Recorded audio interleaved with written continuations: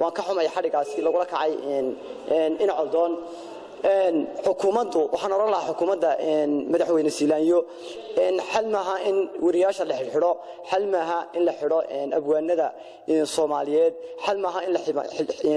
xidho xildhibaanada Somaliland runtii anigu waan ka xumahay xarigaasi sababtoo ah xukuumaddu waxyaabaha ku yara xadgudubto waxa kamid ah in waxyaabaha xorta ay kala fahmaan xukuumaddu iyo waxyaabaha shakhsiyaadka xariga u dhigma in la xidho waxaan ra'yigayga qabaa anigu wariyaasha iyo abwaanada fanaaniinta runtii inaan iyaga xarigaasi laga daayo jeclaan lahaa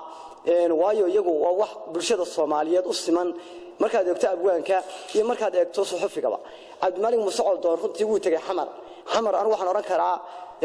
dawladda Soomaaliyeed oo walaalo Soomaaliyeed diir bay naga dhaxeeya iyo waliba afay naga dhaxeeya uma arka anigu inuu xumaan ka soo geystay Cabdimalik Muuse Coldoon wuxuu hayay xil xukuumaddu ka gaabsatay wuxuu hayay xil runtii aad u tiraya badan runtii in Coldoon wuxuu dad xuski ka lumay ayaan oran karaa uu soo celiyay runtii sidoo kale dad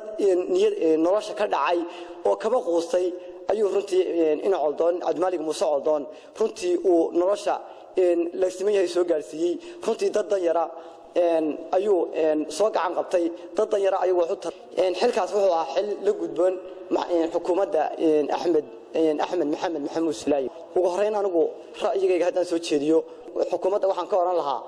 soo xaree amxaarada xilsi hana xamaasaynin xamar ruux u dhoofana xabuus xarigna weydaari xoriyadana ka qaado xidhxidha xira ku aamuuga la antay xal maahe la xal xulaalka Soomaali fanaanada xagaagii tagay xamar ku baashaala ee heeso xoogaa ka tuma lagu xasraynaayo xabsi baan dhigayaa dhammaan mana xaq dhowraayo la antay xal maahe la xal xulaalka Soomaali wariyaasha xiisuhu qabtay wararka soo xiigta ee xayska roob iyo hilaac ximin ka soo duuba xeebaha xuduudkan ku qaban